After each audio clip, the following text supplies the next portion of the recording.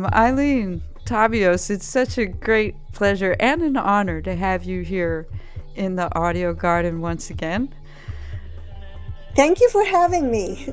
I'm really excited to talk about your new book. Previously, we spoke about The Inventor, which in itself was very inspiring to me as a writer and poet. It kind of liberated me in a lot of ways, and I don't want to go down a rabbit hole with that, but I recommend that people look for that book, The Inventor. And we also talked about the demise, unfortunately, of SPD previously on this show.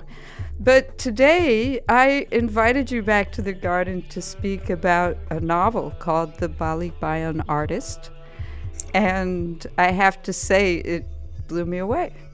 And not only that, it was like, I want to say it's very timely, but then if I consider the whole concept of Kapwa, I could say maybe it's just very cyclical and to be expected that what's happening now is kind of a repeat in the world of what happened, what's always happening.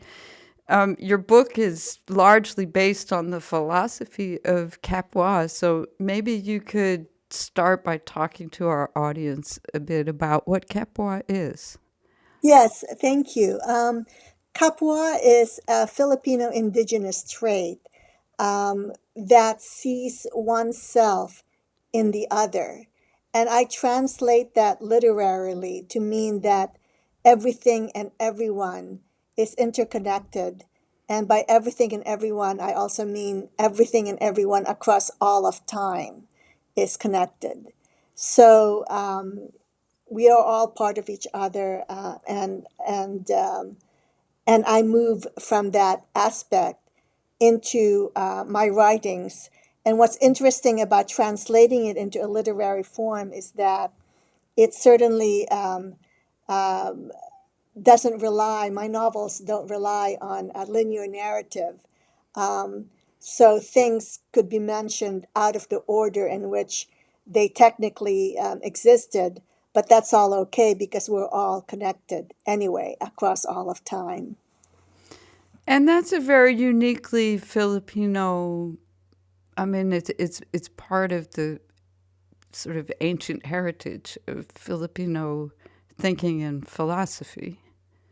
Yes, although I understand from people who are more educated than I am about indigenous cultures that it actually is a trait that we see in many other indigenous cultures. This idea of interconnection with everything and everyone Over time as over well. time.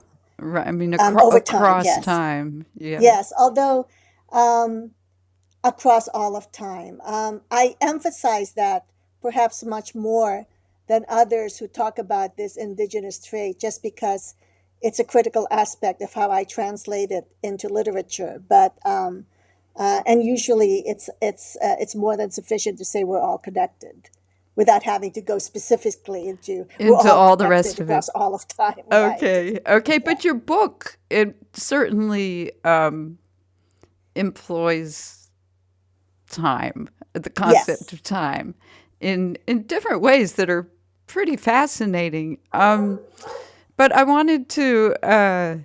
Oh, you have a dog too? I have a Great Pyrenees. He barks Oh, a I have lot. two German shepherds, Okay. my beloved fur babies. Yes. And it's perfectly fine to hear them because we love dogs here in the audio garden. Great. Um, I wanted to, before we go on talking about some of these philosophical concepts, is kind of to put it into a bit of context. Our protagonist, I guess you would say, in this book is a Balikbayan artist. What does that mean to be Balikbayan? Right. Balikbayan is a term that relates to Filipinos outside of the Philippines who then return to the Philippines. So balikbayan actually is a Filipino phrase that literally means returning to the land. So it's diasporic Filipinos returning to the Philippines. That's what balikbayan refers to. And the protagonist happens to be an artist, hence the title, The Balikbayan Artist. A very unique and interesting artist. And I think his sort of personal journey, his struggle maybe is that he has this thing, and it's very familiar to me in my journey, is this struggle between aesthetics and didacticism. I can't. Yes, That's a hard word to say. Didacticism. right. And I wanted to read a little passage from your book before we talk about that, because he sort of we read about his journey as he, each day creates more art, and his whole feelings about what he's creating, how he talks about it with other people, what he thinks about. And a lot of what he thinks about is colors, which we could say is the aesthetics, I guess. And Yes. then he gets that in almost a kind of opposition with didacticism. So he was at first just purely in love with color, but he moves to another phase of his life in the midst of facing, a sort of tyranny Hmm. that's occurring over his lifetime and where he is. So I just wanted to read this passage. So he steps back from his easel and he thinks, didacticism. I look forward to the time when you won't rule the day, when nuance and subtlety will become more appreciated, when I can look at my new paintings and see color instead of messages. So, everybody, I'm hearing all this talk about Kendrick Lamar and the Super Bowl and many other ways of people expressing themselves right now. And I think that we all feel pushed towards didacticism. Um, and that's part of why I think this book is so compelling to me at this moment as these headlines unfold for us these past few weeks. And so I wondered if you might like to put your book into that context. Sure. And I appreciate you mentioning Kendrick Lamar's performance at the Super Bowl, because I actually feel that he proves with that performance that that I am positing in my novel a false binary between didacticism and I guess non-didacticism. I guess first I should back up and say that what the novel posits is this binary, which may not, which is, in my opinion, not necessarily true, between message and more formal aesthetic concerns like abstraction, like colors. Um, and I posit that in my novel just because it's a storytelling device to make the point that sometimes you as an artist, you're making art based on what you love, what your own personal preferences are, and then you pause and you look around yourself at your environment, and the environment is a full of these abuses and political um, concerns that should concern you as a human being living in that environment. And so you decide to put that into your art. And sometimes um, it's difficult to do that by relying simply on aesthetic concern. I mean, what does it mean to say you politicize your art? And so in my novel, I posit that this artist who previously had made only color abstractions suddenly turned to painting figurative art because it was more direct for him to convey anti-tyranny messages by painting figures, for example, figures of the victims of tyranny.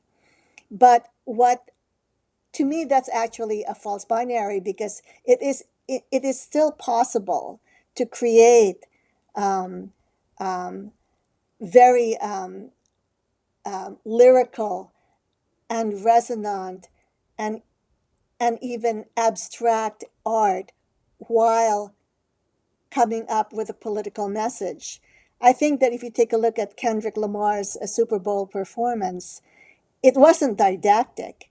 I mean, his use of color, his use of the way the dancers moved about and they shape shifted, um, that was not to me like heavy-handed didacticism. It was very nuanced, and which is of course the ideal that you want if you are a political artist, that you want to create a message where the message can be clear. But if you think about his performance, a lot of the messages in Kendrick Lamar's performance are now created by the viewers who are interpreting or putting their own thoughts and opinions into what they saw. It wasn't him telling the commentators what to say. It's the commentators coming up with their own takes on his performance. That dynamic alone proves that he very much succeeded in coming up with an aestheticized art form in delivering whatever his political messages or personal messages may have been. And that was also the case with our protagonist in your book. And I think you illustrate that very poignantly in the sort of the latter part of the book when we get to see the different ways that his art took life after he passed away. And it sort of really did illustrate that feeling of Kapwa, which is Yes, sort of, that the art doesn't really exist if nobody experiences it and interprets it for themselves. right. If they don't inhabit it for themselves, Hmm. right. And the novel, I suppose, was discussing how the artist protagonist was trying to make pointed political art and yet not get in the way of individual viewers' inhabitation of the artwork themselves. No one, as an artist, you don't want to tell people what to take from your art. You'd rather have the art speak for itself. I guess on a simplistic level, that's Then just that another would take. be truly Yeah, didactic, right? It's like, this is right, what you have to understand right, about what I just exactly. said, right? Right. Okay. Yeah. That's interesting. Although that does make me recall that you actually, well, not you, although you are in this book as a character, I should mention, but now I don't quite recall the early reference you made to the original meaning of didacticism. Um, uh, I put you on the it's spot there, huh? no, because it's funny. I was just saying this about another work. I don't actually recall what I wrote. I just remember that the adjective didactic came to be used as a criticism. Right. Um, That's what I was referring right, to. but that didn't happen until the 19th century, if I recall correctly. Prior to the 19th century, didactic was not considered an insult. It It was was just, yeah. instructive, I guess. Yeah, right. And it did, nor did it prevent someone from personal enjoyment of the matter at hand. So didactic as a criticism, I think, is a late application of the term. Uh huh. Okay. That's all extremely interesting, as is this novel. Um, ha- have you attempted or have you put it into a category, a genre? Um, I was actually asked that by the other day by another interviewer, and I said I would consider it generally. Well, first of all, generally speaking, to be in two categories that are um, perhaps specific to the Filipinos, which one is post martial law Hmm. literature that deals with the aftermath of Ferdinand Marcos's martial law regime a few decades ago. Does Because that martial Penguin law, sorry? recognize that? Does Penguin Random House recognize that as a genre? No, I mean, and it's not, I'm not just talking about Penguin. I don't think anybody outside of the um, Filipino community recognizes that as a genre. Remember that Marcos Jr. is the current president of the Philippines, and he and his clan have been strong-handedly pushing back at the idea that martial law was bad. In Mm-mm-mm. fact, there's talk about that part of the history is erased from certain Filipino textbooks. So Penguin and other Western or other publishers recognize, literary fiction, politics, and all that, but they don't recognize so-called post-martial law Right. I asked a little literature. Yeah, facetiously because your yeah. book is published on Penguin Random House. And I just wondered, I think that's partly because of your long career as a prolific writer that you have, have this book out on Penguin Random House. But I did wonder about the process for you, about how you talk about it and write a query about a book like this that I would have a hard time writing a query letter about, as I understand the process in terms of trying to just present my own manuscripts, which also don't necessarily fit into a neat genre. So I just wondered if you could talk to writers a bit about just, and I'm anticipating a bit that you might talk about community and alternative forms of getting your work out there, but just still, publishing work that doesn't fit into those, that might be post martial law fiction that's almost fantasy, or, well, I wouldn't say fantasy, but it's somehow science fiction in terms of presenting different timelines and, internet happening when it wasn't actually happening and that sort of thing. Well, so we're talking about at least two different items here. One is the writing of the material, and the other is the publishing of the Yes, material. that's true. So the writing of it, you as the writer, as the artist, you do what you feel compelled to do. Publishing is a different matter. Publishing means that you now are going public, and you have to accommodate what the publishing world is looking for. And usually, when you query a book, a query usually asks the author to summarize a book in one paragraph in a cover letter. So Right. you're not focusing on that one paragraph or two on what is unfamiliar to a publisher, especially a big publisher that's used to genres. You are focused on making the book as interesting and attractive as possible to many readers. So you take a look at what your book, even when it's unconventional and unconventionally written, you take a look at what your book has in common with the known interests of mass readership.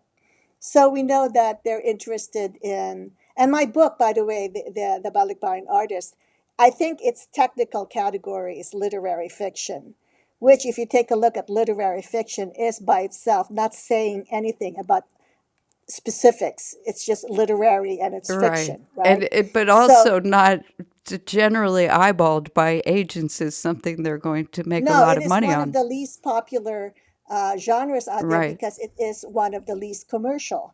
The most commercial being romances, There's not actually what I've right? learned recently is called a rubric for literary fiction necessarily.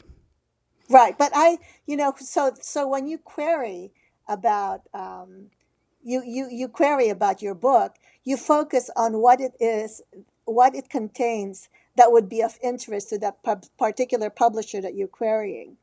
In this case, the Penguin Random House operation that published my book is focused on stories that would be relevant to Southeast Asia. It's the SEAC component of Penguin Random House. So just by the location of the novel story, it already fits its vision because it's based on in the Philippines somewhere. So Regardless of what it's about. regardless of what it's I about. And see. then, of course, you can mention about art, which art as well is not one of the most commercial topics out there, but nonetheless, people understand that art exists. And then, of course, you mentioned, oh, and it's in a country set with political turmoil. So, again, politics versus romances is not as attractive to, to a big publisher, but it is an understandable concept. Uh-huh. And then, so you have that about this book. And then, of course, why would they be interested in it? Because the reality is, as you might know, there are many, many brilliant manuscripts out there that are languishing because of gatekeepers, whether the gatekeepers is the publisher or an agent or whatever. How do those brilliant manuscripts come to be read by Right. these gatekeepers. Um, I mean, I don't know exactly why Penguin Random House opted to choose my book, but I would assume that um, part of its appeal was who wrote it. And in my case, I developed a certain literary reputation over decades of doing what I do, usually with small indie presses. So I don't know that they would take my book if it was written by someone fresh out of out of Mm-hmm. college or whatever. Mm-hmm. It needs to come with an author that has a certain reputation and by extension an ability to reach readership. And this is the practicality of it. I mean, it may not be that it's because I have a reputation for being whatever it is, a good writer or whatever.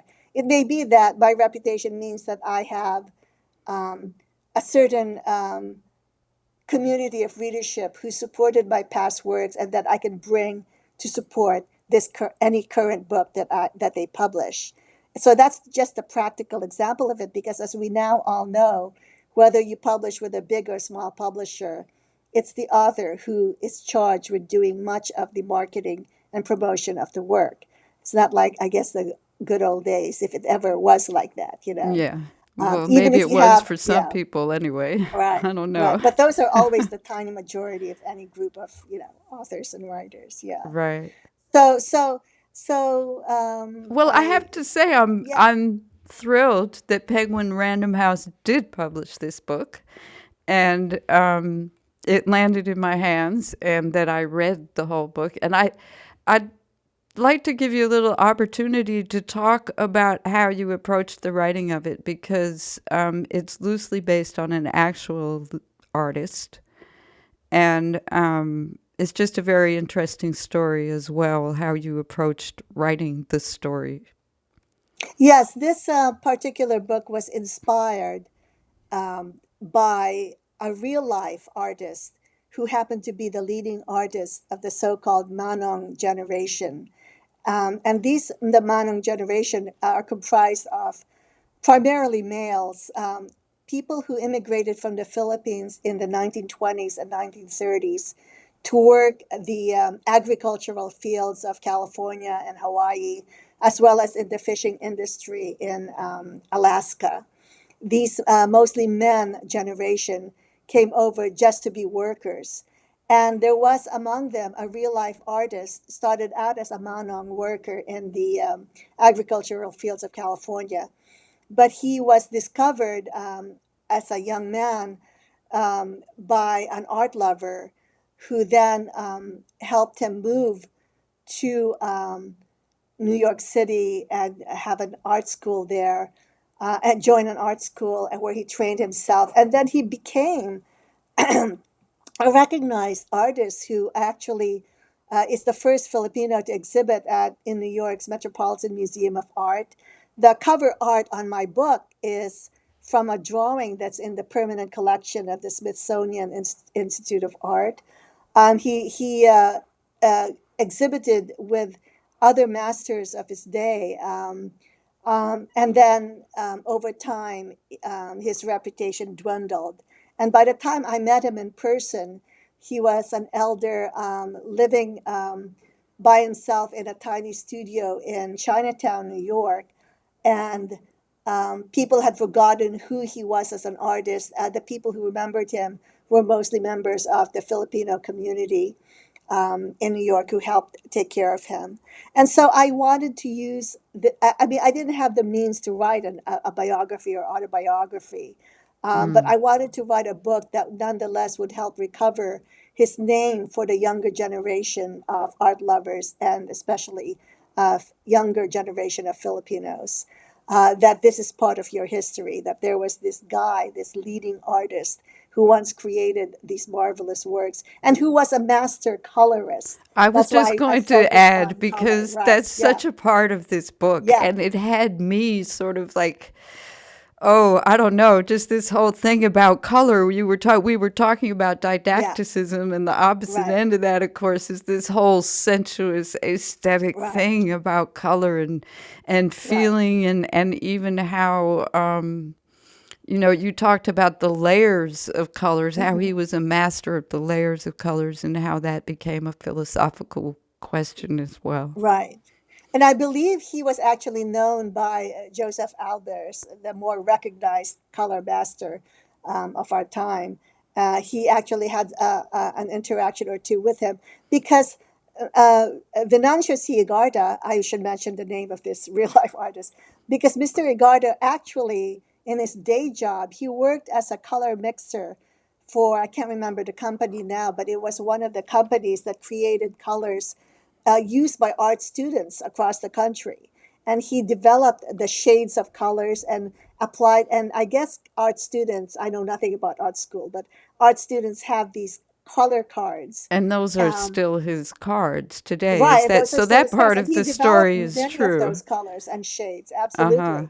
And came to Joseph Albers' attention in part through that way. Yeah. That's a very fascinating story, and it made me want to learn more about colors, really. Hmm. Yeah. Because just the whole idea that you could, well, of course, artists have been fascinated with color through time, or let's say across time. It's a very kind of Kapwa thing, colors, I guess, in the Yes, end. and as a non-visual artist, as a writer who nonetheless uses imagination, I had a lot of fun personalizing color. Mm. Like, for example, I would say color has a sense of humor because when you mix all colors together, it ends up canceling itself. It becomes white. So I say, oh, that's a sense of humor in some way. So I had a lot of fun, coming up with personal takes on the nature of color. And those personal takes generally started each chapter, which was, Yes, yes, gave it sort of a poetic kind of aspect to the novel, which right. I As a matter of appreciated. fact, I took all of those color meditations that start each chapter. I separated them out at one point from the novel itself and created its own work, a prose poem based simply on those meditations, which got published um, by another publisher. But yeah, so I think so you're I very like doing creative about layers of getting things. published. I have to say, Eileen, we could all take a lot of cues from you about how just to be creative and just interesting about different ways to put your work out there.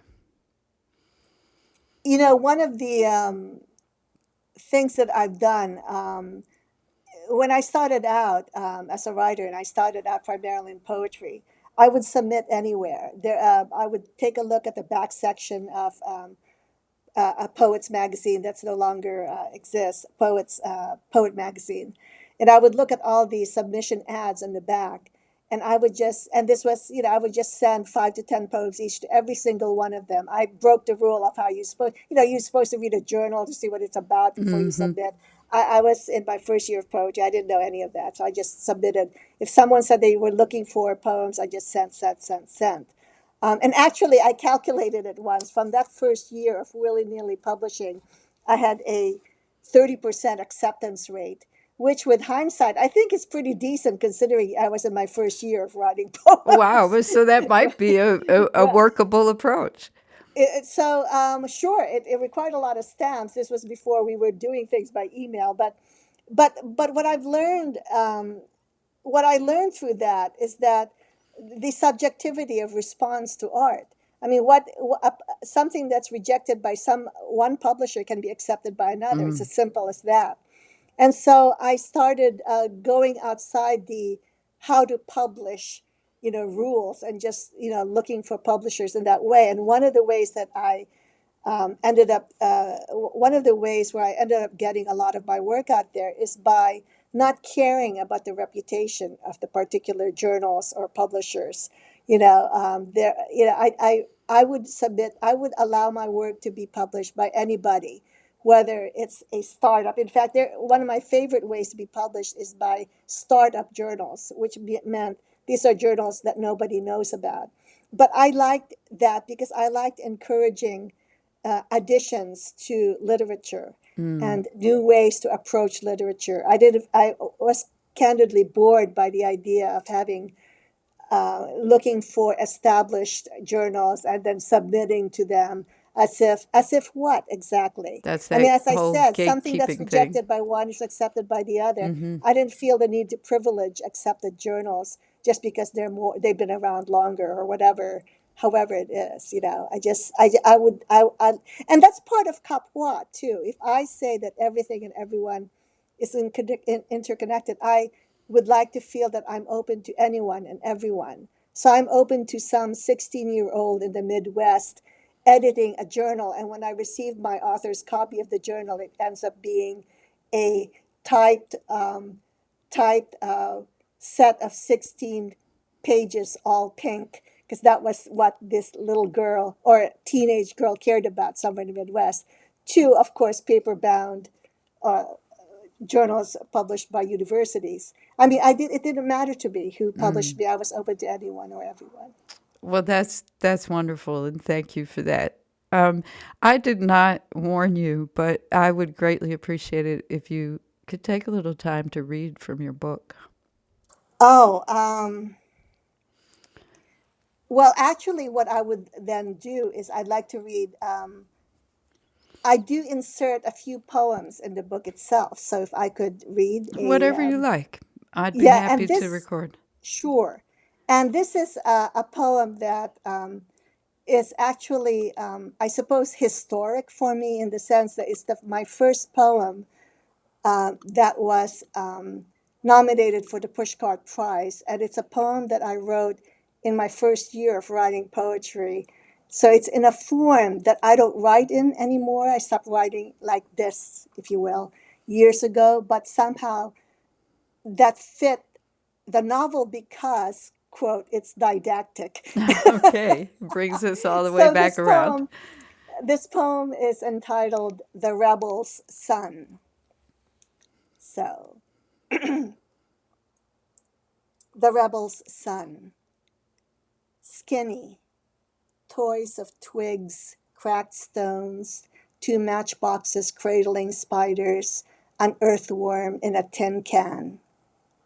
Ignored by neighbors, fussing over mother, fussing over father's impending arrival. Hums to himself as women weep over their best bowls and platters created by foregoing yesterday's meals.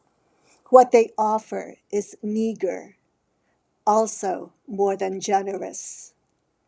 Skinny approaches the table, hears a grumble begin beneath his ribs at the sight of more food than his home has ever contained at any one moment in time. But he waits patiently for father's return. It will be the first time his father will not pass through the door at his own feet. He will arrive a hero, borne unbegrudgingly on bony shoulders, a hero contained by a wooden container mother described with an alien word, coffin.